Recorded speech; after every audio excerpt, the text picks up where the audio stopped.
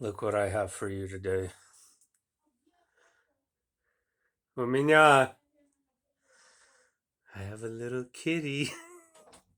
У меня кошка, я снимаю его. Закрой дверь. Kitty. Her name is Lisa. Alisa or Lisa, I'm not sure yet. But she's really friendly and she doesn't bite. She actually enjoys getting massages and everything like that and just chilling. She's really super mellow. But anyway, oh wow, where do I begin today? So, a few things. Yes, I had some weird dreams. They're not really worth sharing though. They're just kind of personal and out there. So, I'm going to talk about a couple of things. First of all, this odd hike me and Stefan went on. Um, I actually filmed him talking about it on Facebook. So if you guys are on there, you can see it. Stefan, my son, I mean. Um, we went on a hike where I almost stepped on a rattlesnake, by the way. But that's not the weird part. That's seen plenty of snakes around here. We saw this guy hiking who was looked to be incredibly uncomfortable, but why? The stuff that he was wearing like made no sense in 90-degree heat. He had like this long black trench coat on. He had all black like pants and it looked like a sweater and he was carrying bow and arrows. The weirdest part was that he had a gas mask on. It looked like a gas mask with one of those tube attachment things to it, or it looked like a gas mask or something. And he had a hoodie covering, and he had glasses, and he looked like he was carrying like 100 pounds on his back.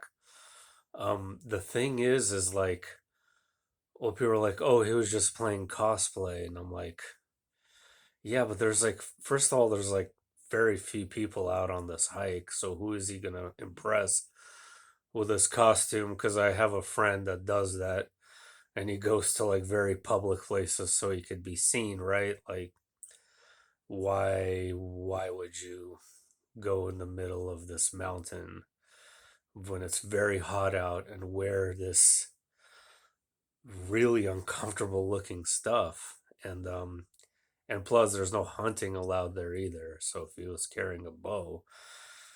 So my son got a better look at him because he passed right by him, but he just looked so out of place and bizarre. Like it just felt so weird. Um, yeah, and then on the way back, we almost stepped on a rattlesnake, or I did, and that would have been fun. But what am I going to talk about today? I got questions.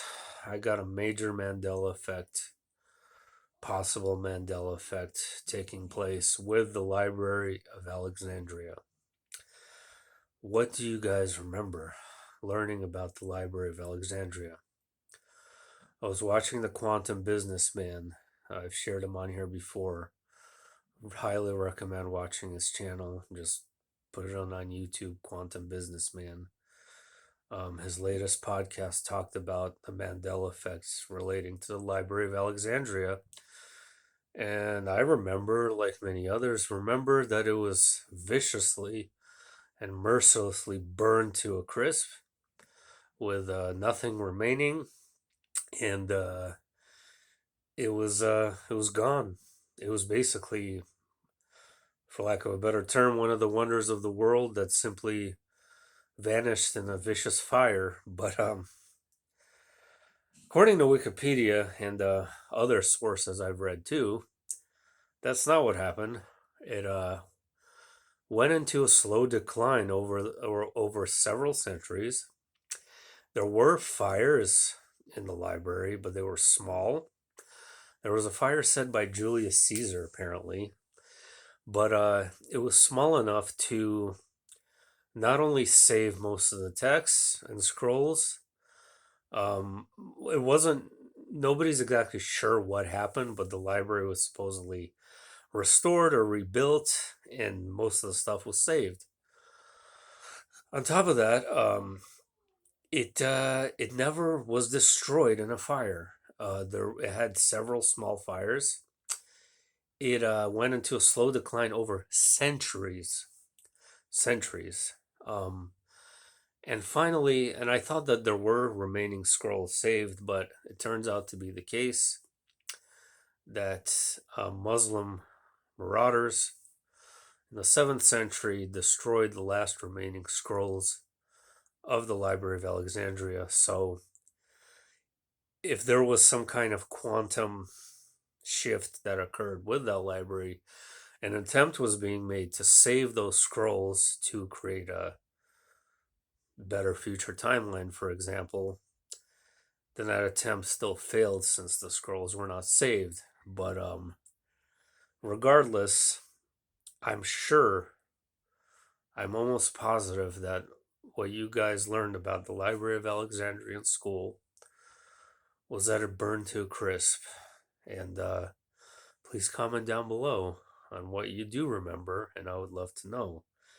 And if anyone wants to check out the Quantum Businessman, let me know. I'm also going to be on another podcast, presumably talking about my near-death experience again pretty soon. So it's a very lovely lady that was also on Jeff Mara's show. She has a really remarkable story herself. And if you want to check out her channel, it's called Love Covered Life. She has a channel herself where she talks about very practical spirituality and Christian universalism. So, before I go, I think it would only be wise to say, ta-da! You think Lisa is a fitting name? She looks like a Lisa. I initially wanted to name her Yin Yang because she's black and white. I think Lisa's better.